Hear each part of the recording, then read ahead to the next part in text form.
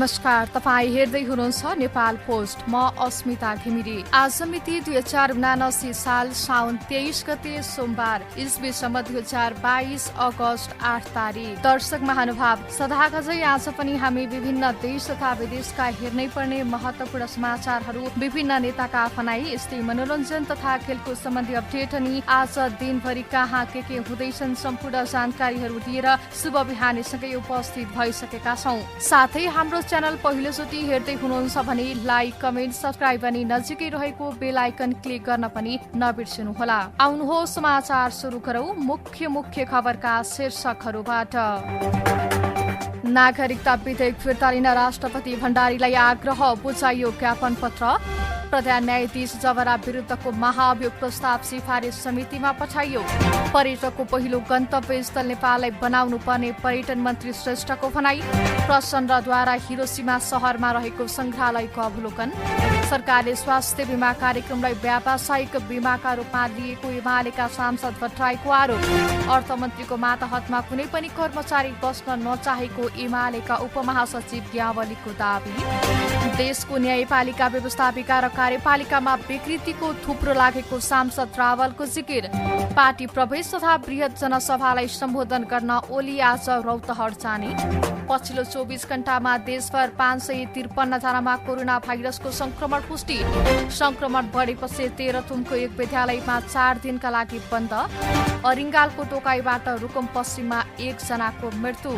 चीनले तालिबानको सीमा क्षेत्रमा सैन्य अभ्यास गरेको प्रति अमेरिकाद्वारा आलोचना।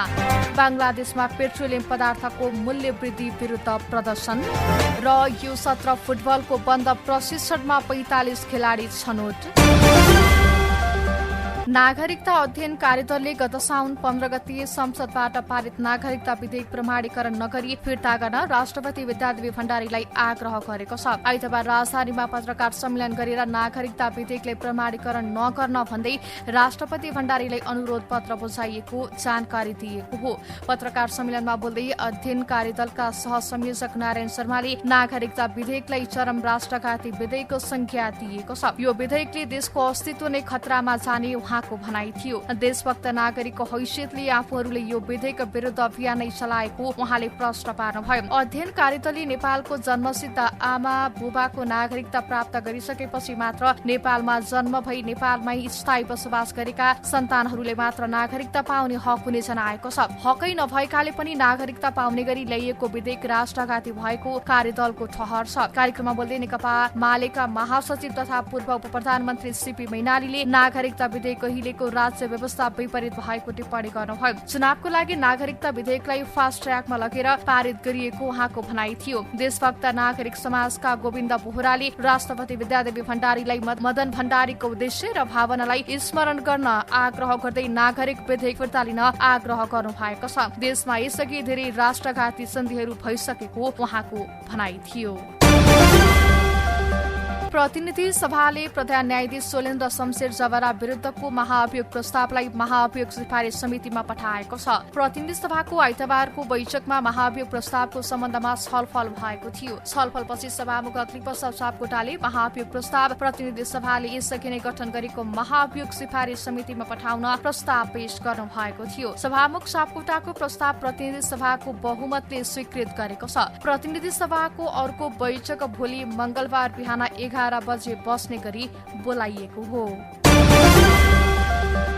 प्रतिनिधि सभा र प्रदेश सभा सदस्यका लागि हुने चुनावका लागि राजनैतिक दल दर्ता शुरू भएको छ। अहिलेसम्म 4-5 दलीय आयोगमा आफ्नो दल दर्ता गराएको निर्वाचन आयोगका प्रवक्ता शालिग्राम शर्मा पौड्यालले जानकारी दिनुभयो। आउँदो 31 गतेसम्म निर्वाचन आयोगमा कार्यालयीय समयमा दल दर्ता गर्न पाइन्छ। आयोगका अनुसार दल दर्ताको निवेदनसँगै राजनैतिक दलले आफ्नो विवरण, दलको केन्द्रीय कार्यकारिणी समिति, प्रदेश र जिल्ला समितिका पदाधिकारी तथा सदस्यको संख्या, वार्षिक लेखा परीक्षण प्रतिवेदन पेश गरेको मिति र दलको केन्द्रीय स्तर र प्रदेश स्तरको कार्यकारिणी समितिको पछिल्लो चुनाव भएको मिति उल्लेख गर्नुपर्नेछ।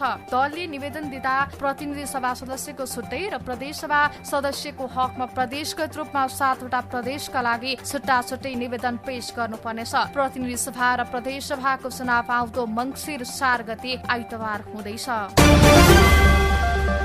सञ्चार तथा सूचना प्रविधि मन्त्री ज्ञानेन्द्र बहादुर कार्कीले इन्जिनियरिङ क्षेत्रलाई रचनात्मक व्यावसायिक र अवश्य उपयोगी बनाउनु पर्नेमा जोड दिनु भएको छ। पुल्चोक क्याम्पसद्वारा आइतबार आयोजित आगामी माघमा हुने प्राविधिक प्रदर्शनी मेलाका लागि विषयवस्तु विमोचन कार्यक्रममा मन्त्री कार्कीले समृद्ध नेपाल निर्माणको निमित्त इन्जिनियरिङ क्षेत्रको महत्वपूर्ण भूमिका हुने बताउनुभयो। मन्त्री कार्कीले इन्जिनियरिङ क्षेत्रमा आवश्यक पर्दा सरकार सहयोग गर्न सदैव तयार रहेको पनि प्रतिबद्धता व्यक्त गर्नुभयो। इन्जिनियरिङ विषय अध्ययनरत विद्यार्थीले नेपाली समाज र देशको समस्या एवं आवश्यकतालाई मध्यनजर गरी रचनात्मक नवीनता मार्फत जनजीवनलाई सहज बनाउनु पर्ने उहाँको भनाइ थियो। मन्त्री कार्कीले इन्जिनियरिङ क्षेत्रमा रचनात्मक कार्यलाई कसरी व्यावसायिक बनाई बजारीकरण गर्न सकिन्छ भन्नेतर्फ पनि सबैको ध्यान दिनुपर्नेमा जोड दिनुभयो। लोकोस प्राविधिक महोत्सव इलेक्ट्रिकल इन्जिनियरिङ विभाग र इलेक्ट्रोनिक्स तथा कम्प्युटर इन्जिनियरिङ विभाग पुल्चोक क्याम्पसका स्नातक विद्यार्थीको नेतृत्वमा रहेको शैक्षिक संस्था हो। प्रधानमन्त्री शेरबहादुर देउवाका सूचना प्रविधि तथा सञ्चार विज्ञ दिनेश विष्टले सरकारले अघि सारेको डिजिटल नेपाल फ्रेमवर्कको योजना पूरा गर्न इन्जिनियरिङ क्षेत्रको महत्वपूर्ण योगदान हुने विश्वास समेत व्यक्त गर्नुभयो। संस्कृति पर्यटन तथा नागरिक उड्डयन मन्त्री जीवनराम श्रेष्ठले विदेशी पर्यटकको पहिलो गन्तव्य स्थल नेपाललाई बनाउनु पर्नेमा जोड दिनु भएको छ। आइतबार पर्यटन मन्त्रालयमा काठमाडौँ विश्वविद्यालय र नेपाल पर्यटन तथा होटल व्यवस्थापन प्रतिष्ठान बीच भएको सम्झौता हस्ताक्षर कार्यक्रममा मन्त्री श्रेष्ठले यस्तो बताउनु भएको हो। उहाँले सरकारले नेपालको प्रकृति संस्कृति र एडभेन्चरसँग जोडिएका विषयमा केन्द्रित भएर पर्यटन विकास गरी विश्वका पर्यटकलाई आकर्षित गर्ने बताउनुभयो। मन्त्री श्रेष्ठले पर्यटन क्षेत्रमा रिब्रान्डिङ गर्ने समेत बताउनु भएको छ। उहाँले नेपालको मौलिकतालाई पहिचान दिने गरी होटल व्यवस्थापनको क्षेत्रलाई विकास गरी नेपालको छुट्टै पहिचान बनाउन सकिने बताउनुभयो। काठमाडौँ विश्वविद्यालयका उपकुलपति डाक्टर भोला थापाले नेपालले पूर्वीय आतिथ्यलाई विश्वमा पुर्याउन सक्नुपर्ने आवश्यकता समेत औल्याउनुभयो। पर्यटन शिक्षाको क्षेत्रमा अति आवश्यक दक्ष जनशक्ति उत्पादनका लागि सहकार्य गर्न विश्वविद्यालय र प्रतिष्ठान बीच सम्झौता भएको हो। नेकपा एमालेका सांसद योगेश कुमार भट्टराईले सरकारले स्वास्थ्य बीमा कार्यक्रमलाई व्यावसायिक बीमाको रूपमा बुझिरहेको आरोप लगाउनु भएको छ। आइतबार प्रतिनिधि सभाको बैठकमा विशेष समयमा बोल्दै उहाँले यस्तो बताउनु भएको हो। स्वास्थ्य बीमा कार्यक्रमलाई व्यावसायिक नबनाई सामाजिक सुरक्षाको स्वास्थ्य बीमा बनाउनु पर्ने उहाँको भनाइ थियो। सांसद भट्टराईले स्वास्थ्य बीमाको दायरा बढाउन आवश्यक रहेको भन्दै 1 लाखबाट अब 10 लाख रुपियाँ बनाउनु पर्ने बताउनुभयो। उहाँले वर्तमान सरकारले 6 अर्ब भन्दा बढी कोरोनाको बीमा रकम भुक्तानी गर्न आनाकानी गरिरहेको आरोप समेत लगाउनु भएको छ। उहाँले सत्तारूढ 5 दलीय गठबन्धन सरकारलाई पञ्चमुखी सरकारको संख्या समेत दिनु भएको छ। उहाँले गङ्गालाल अस्पतालमा 60 वर्ष उमेर हदका कारण सेवानिवृत्त गर्नुपर्ने डाक्टरका लागि स्वास्थ्य मन्त्रीको अध्यक्षतामा प्रधानमन्त्रीको निर्देशनमा 63 वर्षको उमेर हद गरेर नियमावली संशोधन गराएको प्रति आपत्ति जनाउनुभयो।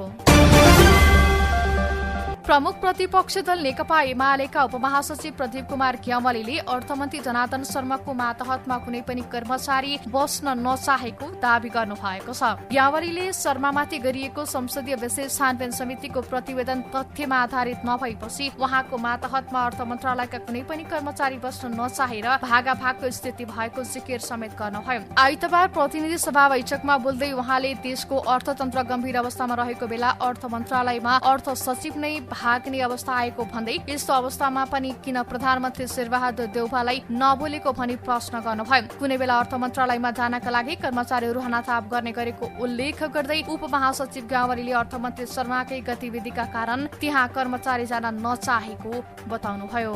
कुनै बेला अर्थ मन्त्रालय जानका लागि कर्मचारीहरू हनाताप गर्ने गरेको उल्लेख गर्दै उपमहासचिव ग्यावालीले अर्थमन्त्री शर्माकै गतिविधिका कारण त्यहाँ कर्मचारी जान नचाहेको समेत बताउनुभयो।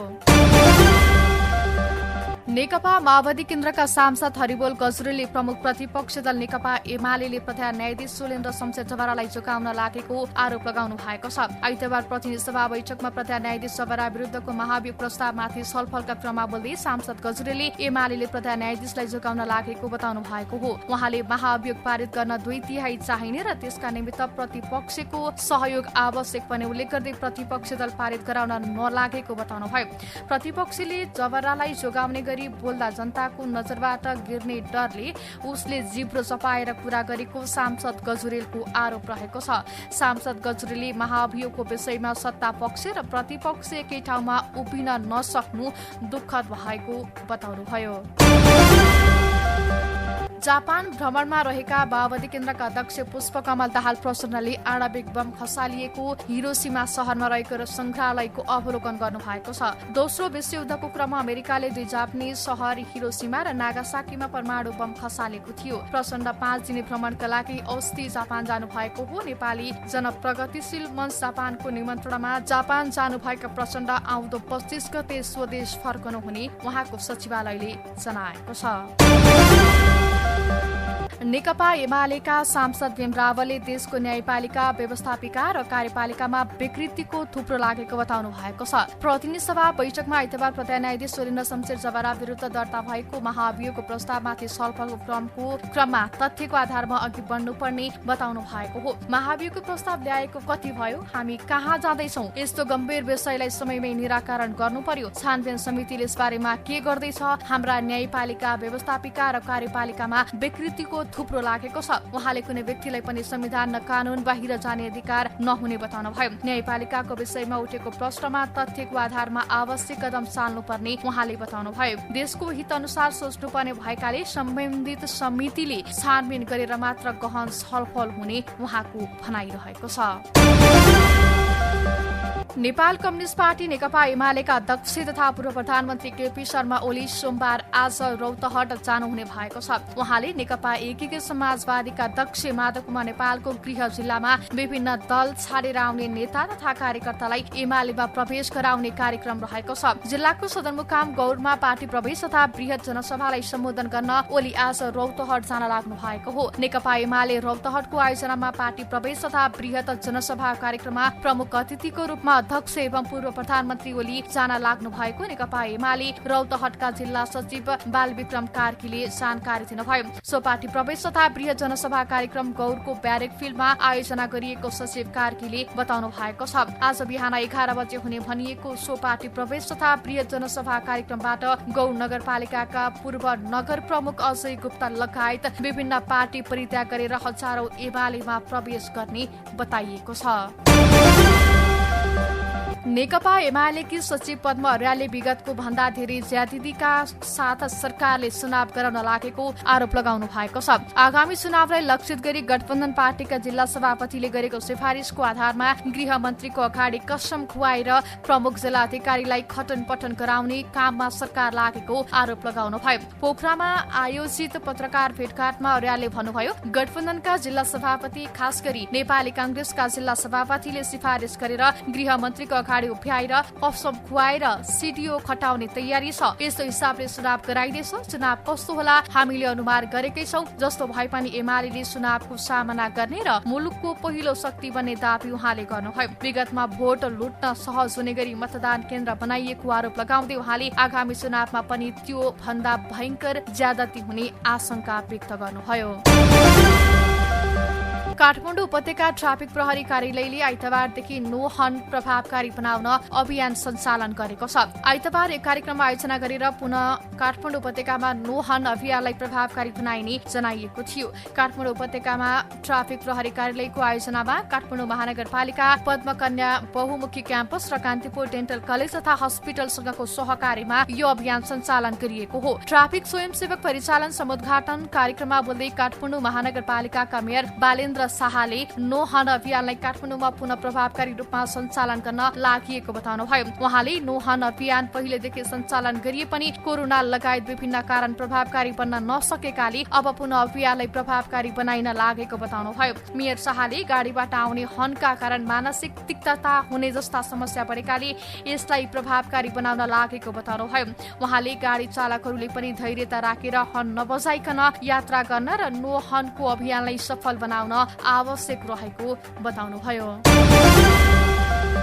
पछिल्लो 24 घण्टामा देशभर थप 553 जनामा कोरोना भाइरसको संक्रमण पुष्टि भएको छ भने कसैको पनि मृत्यु भएको छैन। स्वास्थ्य तथा जनसंख्या मन्त्रालयका अनुसार 3789 परीक्षणमा 553 जनामा कोरोना संक्रमण पुष्टि भएको हो, जसमध्ये 2040 जनाको पीसीआर परीक्षणमा 451 र 1749 जनाको एन्टिजेन परीक्षणमा 102 जना गरी 553 जनामा संक्रमण पुष्टि भएको मन्त्रालयले जनाएको छ। यससँगै कोरोना भाइरसको सक्रिय संक्रमितको संख्या 5659 पुगेको छ। पछिल्लो 24 घण्टामा 433 जना संक्रमण मुक्त भएका छन्। मन्त्रालयका अनुसार 5507 जना होम आइसोलेसनमा रहेका छन् भने 151 जना संस्थागत आइसोलेसनमा र 45 जना आइसियुमा रहेका छन्। यस्तै 3 जनाको भेन्टिलेटरमा राखेर उपचार भइरहेको मन्त्रालयले जनाएको छ। आइतबार थपिएसँगै नेपालमा कोरोना संक्रमितको कुल संख्या 11,34,738 पुगेको छ। यस्तै कोरोना भाइरसको संक्रमण बढेपछि तेह्रथुमको मेन्स्याम गाउँपालिकाले 4 दिनका लागि विद्यालय बन्द गरेको छ। गाउँपालिकाका सबैजसो विद्यालयमा कोरोना भाइरसको संक्रमण देखिएपछि आज सोमबारदेखि 4 दिनसम्मका लागि विद्यालय बिदा दिएको गाउँपालिकाका अध्यक्ष यादव बहादुर खापुङले जानकारी दिनुभयो। अहिले दिएको बिदा विद्यालयले दिने मेन 50 मा मिलान गर्ने पनि गाउँपालिकाले जनाएको छ। शिक्षक विद्यार्थीसँग गाउँमा पनि कोरोना संक्रमण बढेको अध्यक्ष खापुङले जानकारी दिनुभयो। स्याङ्जाको आधी खोलामा झोलुङ्गे पुलको निर्माण कार्य सम्पन्न भएको छ। सोही पुलको निर्माण कार्य सम्पन्न भएसँगै फोटो खिच्ने र टिकटक बनाउनेको घुइँचो लागेको हो। गल्याङ नगरपालिका 7 र 8 जोड्ने गरी चिउरीको भिरमा आधी खोलामाथि झोलुङ्गे पुल निर्माण गरिएको छ। निर्माणको काम एसए शैलेन्द्र जेवीले 2077 असारमा सुरु गरेको थियो। सोही पुल बनाएर 2078 वैशाखमा सक्नुपर्ने भए तापनि कोरोनाका कारण समय अवधि थप गरिएको पूर्वाधार विकास कार्यालयका प्रमुख सन्तोष अर्यालले बताउनु भयो। पुल 2079 साउन 20 गतेसम्म सक्ने गरी समय अवधि थप गरिएकोमा निर्धारित समय अगावै सम्पन्न भएको छ। 368 मिटर लामो र 190 उचाइ भएको झोलुङ्गे पुल निर्माणका लागि 1,83,00,000 रुपियाँमा ठेक्का सम्झौता भएको थियो। विशेष गरी अहिले सोही झोलुङ्गे पुलमा पारिवारिक घुमघाम तथा टिकटक बनाउन पनि युवा युवतीको घुइँचो लाग्ने गरेको छ। यो पुलमा दैनिक रूपमा 400 देखि 500 जनाले अवलोकन गर्ने गरेका छन्। त्रिभुवन अन्तर्राष्ट्रिय विमानस्थलबाट हेलिकप्टरको बिसौनी अब भक्तपुरको नलिनचोकमा सारिने भएको छ। नेपाल नागरिक उड्डयन प्राधिकरणका प्रवक्ता जगन्नाथ निरौलाका अनुसार हेलिप्याडका लागि आवश्यक संरचना निर्माण गर्न शुक्रबार ठेक्का सम्झौता भएको छ। भक्तपुरको नलिनचोकमा रहेको 33 रोपनी क्षेत्रफलमा हेलिकप्टर बिसौनी बन्ने भएको छ। सो प्रयोजनका लागि प्राधिकरणले चालु आर्थिक वर्ष 2079-80 को बजेटमा 25 करोड रुपियाँ विनियोजन गरेको छ। यसमध्ये टर्मिनल भवन र टावर निर्माणमा 1 करोड रुपियाँ विनियोजित गरिएको छ। हेलिप्याड निर्माणका लागि पनि 15 करोड रुपियाँ विनियोजन भएको थियो। प्राधिकरणका अनुसार हेलिप्याड निर्माण यसै वर्ष सम्पन्न हुनेछ। यसअघि अहिले त्रिभुवन विमानस्थलबाट भइरहेको हेलिकप्टरको उडान अवतरण अब नलिनचोकमा सर्नेछ। यात्रुले सोही स्थानमा पुगेर हेलिकप्टर चढ्न पाउनेछन्। टर्मिनल भवन र टावरको कामलाई पनि बहुवर्षीय आयोजनामा राखिएको छ। अहिले त्रिभुवन विश्वविद्यालयमा भइरहेको जहाजहरूको चाप घटाउन यो संरचना सहयोगी हुने प्राधिकरणको भनाइ छ। त्रिभुवन अन्तर्राष्ट्रिय विमानस्थलको रिमोट पार्किङ वे नजिकै हेलिकप्टरहरूको पार्किङ भइरहेको छ। भक्तपुरको सूर्यविनायकबाट काभ्रेको धुलीखेलसम्मको सड़क नेपाल सरकारले आफ्नै लगानीमा विस्तार गर्ने भएको छ। सुरुमा जापान अन्तर्राष्ट्रिय सहयोग नियोग जायकाको सहुलियतपूर्ण रेटमा सूर्यविनायक धुलीखेल सड़क विस्तार आयोजना भएको निर्माण भए पनि जायकाले आयोजनाबाट हात झिकेपछि सरकारले आफ्नै लगानीमा निर्माण गर्ने भएको हो। जायकाले यस सड़क निर्माणमा 22 अर्ब रुपियाँ लाग्ने बताएको थियो, तर नेपाल सरकारले आयोजनामा 8 अर्ब रुपियाँ खर्च हुने अनुमान गर्दै बहुवर्षीय ठेक्का अन्तर्गत अघि बढाउने निर्णय गरेको हो। सड़क 16 किलोमिटर लामो हुनेछ। मुख्य सड़क निर्माणका लागि 6 अर्ब रुपियाँ, पुलका लागि 1 अर्ब रुपियाँ र अधिग्रहण गर्ने जग्गाको मुआब्जाका लागि 1 अर्ब रुपियाँ खर्च लाग्ने सड़क विभागको अनुमान रहेको छ।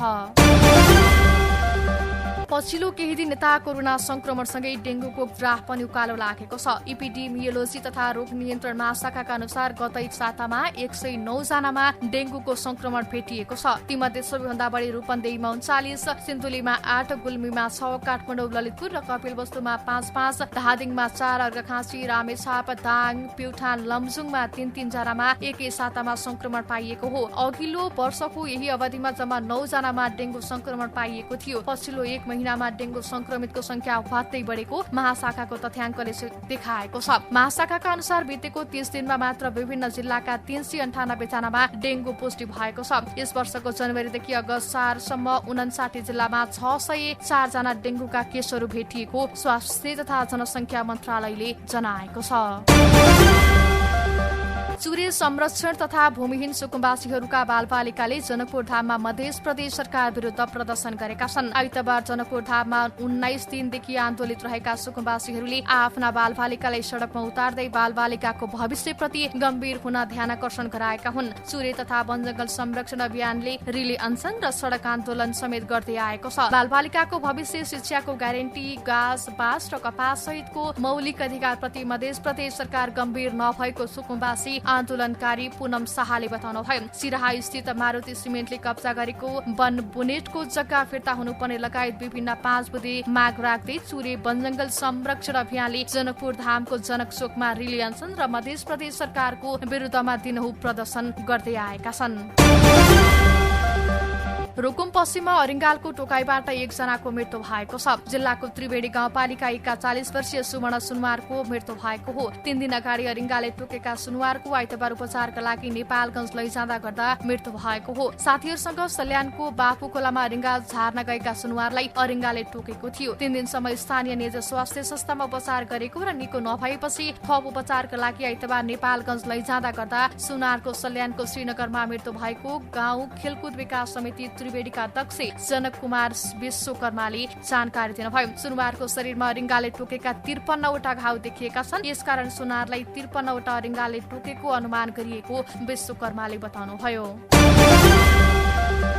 अब आर्थिक समाचार। शेयर बजार परिसूचक नेप्से आइतबार 10 अङ्क भन्दा धेरैले बढेको छ। दिनभर तलमाथि भइरहेको नेप्से बन्द हुने बेलामा 10.27 अङ्कले बढेर 2123.82 बिन्दुमा पुगेको छ। आइतबार जीवन बीमा बाहेक सबै समूहको शेयर सामान्य बढेको छ। नेप्से बढे पनि कारोबार रकममा भने कमी आएको छ। 219 वटा कम्पनीको 61,06,000 शेयर 2 अर्ब 67 करोड 33 लाख रुपियाँमा कारोबार भएको छ। सबैभन्दा धेरै शिवम सिमेन्टको 13 करोड 89 लाख रुपियाँको शेयर किनबेच भयो। आइतबार मनोकामना मार्ट लघुवित्तको शेयर 10% ले बढेको छ। यस्तै तेह्रथुम पावरको 9.5% र उपकार लघुवित्तको शेयर 9% भन्दा धेरैले बढेको छ। नयाँ सारथी लघुवित्त, सामलिङ पावर र ग्रामीण विकास लघुवित्तको शेयर भने 3% भन्दा धेरैले घटेको छ। अब अन्तर्राष्ट्रिय प्रसंग। चीनले तालिबानको सीमा क्षेत्रमा सैन्य अभ्यास गरेको प्रति अमेरिकाले चर्को आलोचना गरेको छ। अमेरिकी राष्ट्रपतिको कार्यालय व्हाइट हाउसका एक प्रवक्ताले अनावश्यक सैन्य गतिविधि गरेर चीनले तनाव बढाएको आरोप लगाउँदै यस्तो कार्य रोक्न आग्रह गरेको बीबीसीले जनाएको छ। चीनले अहिले गरेका गतिविधि उत्तेजनापूर्ण र अनुत्तरदायी रहेको व्हाइट हाउसको भनाइ छ। चीनले तालिबानको सीमा क्षेत्रमा सैन्य अभ्यास थालेको आइतबार 4औं दिन हो। अमेरिकी सभामुख न्यान्सी पेलोसीले तालिबानको भ्रमण गरेपछि अमेरिका र चीन बीच तनाव चुलिएको छ। पेलोसीको भ्रमणलाई चीनले तालिबानमाथिको आफ्नो स्वामित्व रहेको दावीलाई चुनौती ठानेको छ। चीनले तालिबानलाई आफूबाट छुटिएको प्रान्त भन्दै कुनै समय नियन्त्रणमा लिने बताइरहेको छ। यस्तै बांग्लादेशमा पेट्रोलियम पदार्थको मूल्य वृद्धि विरुद्ध भएको प्रदर्शन हिंसात्मक बन्दै गएको छ। पेट्रोल र डिजेलमा भारी मात्रामा मूल्य वृद्धि गरिएको भन्दै राजधानी ढाका लगायत अन्य शहरहरूमा भएको प्रदर्शनका क्रममा प्रदर्शनकारी र सुरक्षाकर्मीबीच झडप भएको छ। हजारौंको संख्यामा सड़कमा उत्रेका प्रदर्शनकारीले ठाउँ ठाउँमा टायर बाल्नुका साथै सार्वजनिक सम्पत्तिमा समेत आगजनी गरेपछि प्रहरीले धरकपट गरेको हो। प्रदर्शनकारीहरूले मूल्य वृद्धि फिर्ता नभएसम्म आन्दोलन जारी राख्ने अडान लिएका छन्। बांग्लादेश सरकारले गत शुक्रबार पेट्रोलमा 51% र डिजेलको मूल्य 42% ले वृद्धि गरेको थियो। स्थिति नियन्त्रण बाहिर गएपछि सयौंको संख्यामा प्रहरी परिचालन गरिएको छ। र अन्त्यमा खेल समाचार। अखिल नेपाल फुटबल संघ इन्फाले यो सत्र राष्ट्रिय पुरुष फुटबल टिमका लागि बन्द प्रशिक्षणमा 45 खेलाडी छनौट गरेको छ। देशैभरबाट खुला छनौटमा 1000 भन्दा धेरै खेलाडी आएका थिए, जसबाट इन्फाले प्रारम्भिक चरणमा 60 खेलाडी छनौट गरेको थियो। त्यसबाट 45 खेलाडी बन्द प्रशिक्षणमा छनौट भएको इन्फाले जनाएको छ। सेप्टेम्बरमा श्रीलङ्कामा हुने साफ यो सत्र च्याम्पियनशिप र एएफसी यो सत्र एसियन कप छनौटका लागि यो सत्र राष्ट्रिय टिम बनाउन इन्फाले खुला प्रतिस्पर्धाबाट खेलाडी छनौट गरेको हो। इन्फाले यो सत्र टोलीको मुख्य प्रशिक्षकमा अर्जुन श्रेष्ठलाई नियुक्त गरेको छ। श्रीलङ्कामा आयोजना हुने साफ यो सत्र च्याम्पियनशिपमा नेपाल सहित भारत र भुटान समूह बीमा छन्। समूह एमा आयोजक श्रीलङ्का, मालदिप्स र बांग्लादेश रहेका छन्। दर्शक महानुभाव, आजका महत्त्वपूर्ण समाचारहरू यति नै। हामीले प्रस्तुत गरेका समाचारहरू प्रति तपाईको धारणा के छ? तपाई कुन ठाउँबाट हेर्दै हुनुहुन्छ? कस्तो लाग्दैछ? हामी प्रति कुनै प्रतिक्रिया छन् भने कृपया आफ्नो धारणा तलको कमेन्ट बक्समा लेख्न नभुल्नुहोला। हवस् त, यस्तै ताजा समाचारहरू सुन्न अनि हेर्नका लागि नेपाल पोस्ट हेर्दै गर्नुहोला। नमस्कार।